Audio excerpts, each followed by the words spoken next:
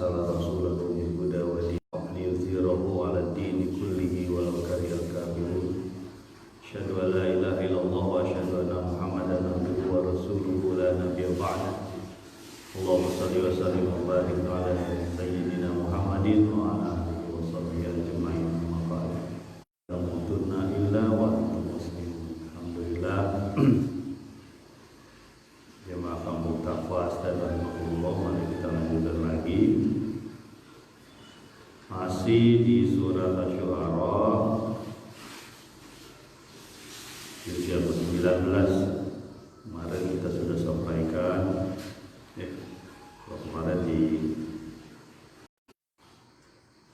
kita sudah sampaikan bagaimana dialog antara diktator penguasa zalim dengan dai yaitu Nabi Musa alaihissalam, bahwa Nabi Musa di akhir bahwa pertama itu disebut sebagai majnun, orang gila oleh Firaun. Jadi disampaikan olehnya, inna rasulakum alladzi ursila ilaikum la majnun, ayat ke-27. Ayat yang kita lanjutkan di ayat yang ke-28 surat Asy-Syu'ara. Bismillahirrahmanirrahim. Qala la in ittakhadhta ilahan ghairi la aj'alannaka minal masjunin. Berkata salah itu 28-nya. Qala rabbul masyriqi wal maghribi wa ma bainahuma in kuntum ta'qilun. Berkata Tuhan timur dan barat dan di antara keduanya, jika kamu mempergunakan akal. Musa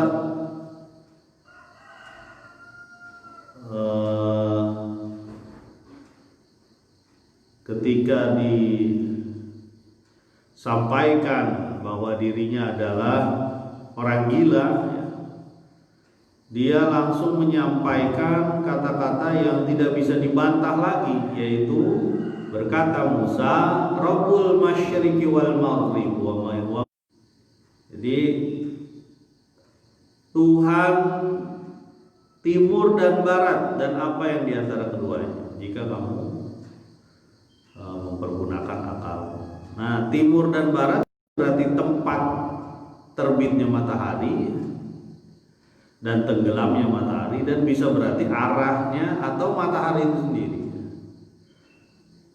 Ya.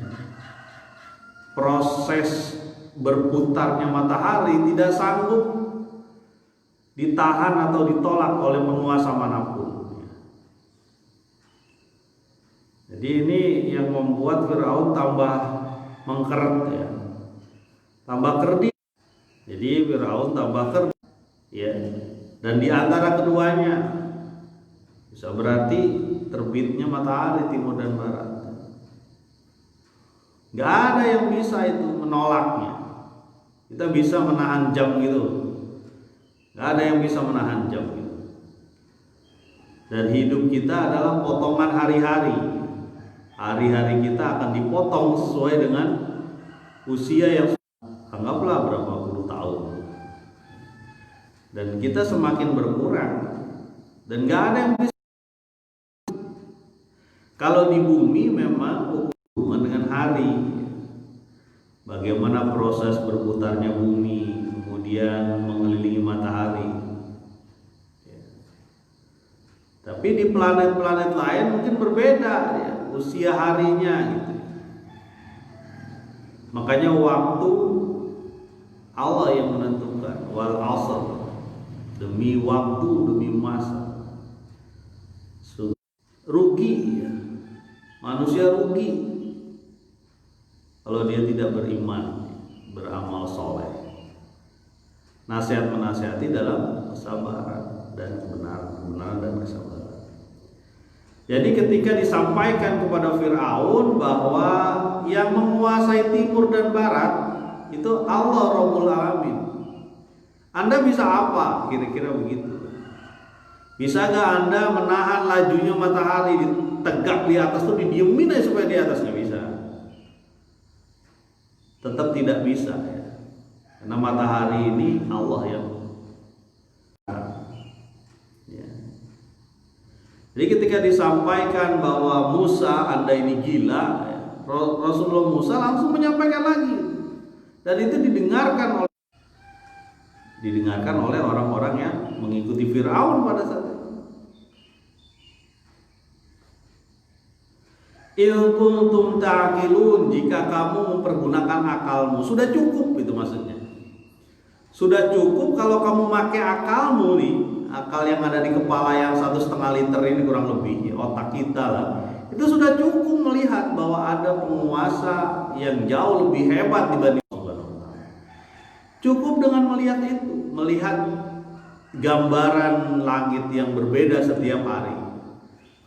Ya, kalau malam dia hilang, lalu mulai tinggi, matahari mulai naik, kelihatan semua cahaya dan semua itu, tidak ada yang bisa menahan itu, termasuk engkau Fir'aun, gitu kata Musa lah. Kira-kira begini nih.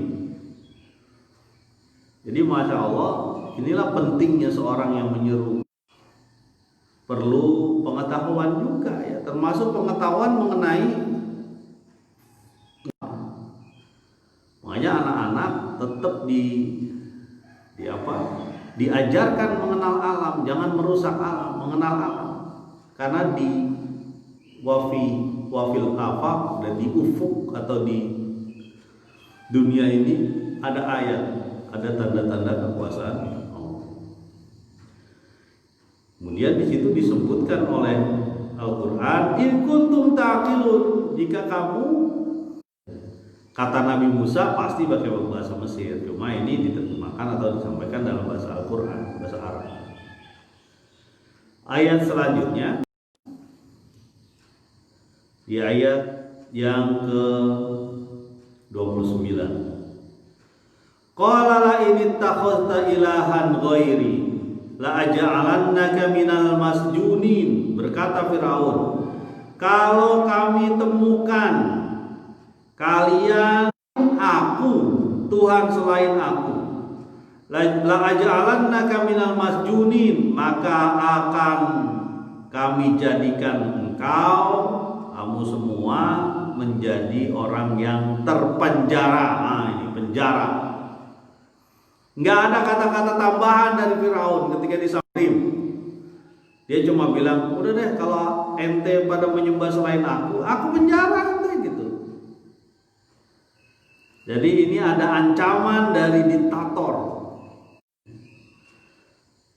Dan itu akan berlanjut terus hingga hari kiamat. Orang-orang yang berlaku zalim itu bisanya begitu, mengancam, membunuh, membuang, menteror orang-orang yang menyeru kepada Allah. Dan itu di mana-mana. Ya.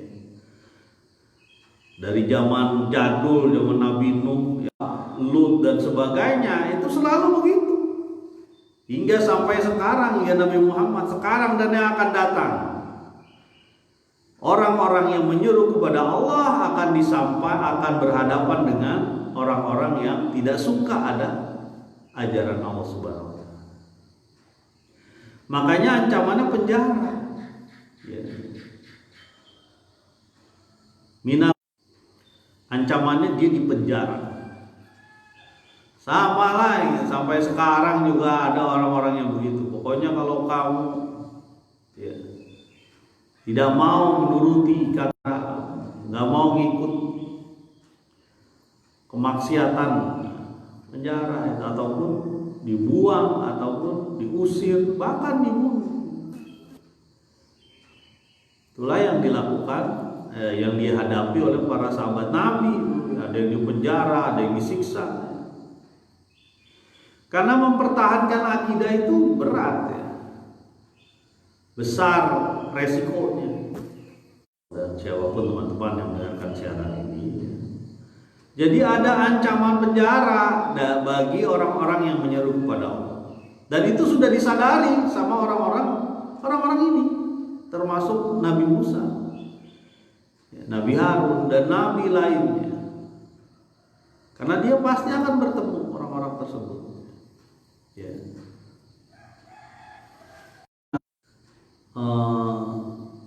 Melihat salah satu waktu itu di YouTube kalau nggak salah saya bilang, salah satu museum penyiksaan namanya, museum penyiksaan yang ada di daerah Eropa. Museum penyiksaan ini adalah museum untuk orang-orang Muslim yang dipaksa keluar dari agamanya. Sangat mengerikan. Ada satu orang diikat, dirantai, kemudian dari atas kepalanya, itu ditetes. Dari atas kepalanya itu ditetesi air terus menerus. Ya pasti air, yang namanya airnya dingin ya. Bisa kebayang oleh kita bagaimana penderitaan orang-orang tersebut. Terus menerus. Mungkin sampai bolong kali itu, nggak tahu juga. Itu penyiksaan yang dilakukan oleh orang-orang yang tidak suka ada orang yang menyembah Allah. Ya. Makanya disebutkan bagian dari sunatullah. Ketika sahabat Nabi bilang kepada Nabi itu, wahai Nabi, mata nasrullah, mana pertolongan Allah? Kami udah disiksa nih. Kemudian Nabi bilang, dulu ya, orang yang teguh istiqomah dalam agama ini pernah badannya dipendam di tanah dan kepalanya digergaji. Bahkan ada yang disisir oleh sisir besi sehingga terkelupas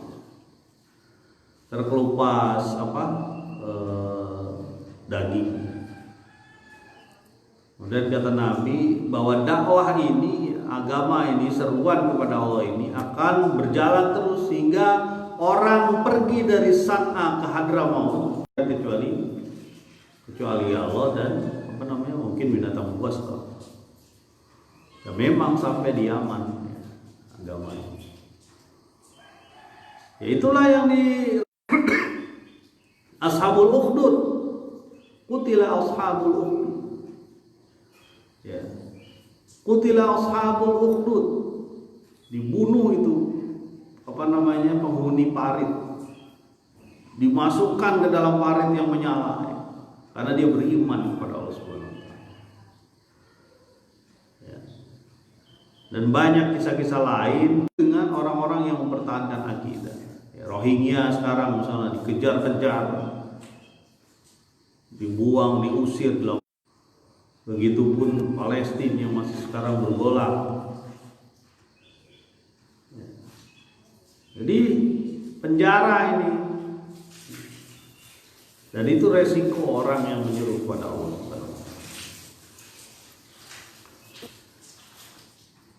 Jadi mudah-mudahan saja kita lagi bahwa untuk berbuat kebaikan pasti ada resiko, dan itu resikonya pasti dirasakan entah di dunia atau di akhirat. Tetapi jangan lupa ada satu kaidah, tinggi resiko, tinggi juga penghasilan. Itu yang kita ingat. Artinya semakin tinggi ujian itu semakin banyak yang dia dapat. Makanya ketika mendapat ujian hidup, kita masih ujian hidup, bukan ujian dakwah, bukan ujian menyeru kepada Allah, masih ujian hidup ini. Sulit makan, ya misalnya ya. Jiwa kita kan, wala nabluwannakum, pasti kita akan diuji. Diuji dengan apa? Kekurangan makan, kekurangan pakaian, kekurangan tempat tinggal, ya, kekurangan jiwa, lemah dan sebagainya. Itu masih ujian pribadi, itu bukan ujian untuk menyeru kepada Allah. Itu aja kita udah berat kan.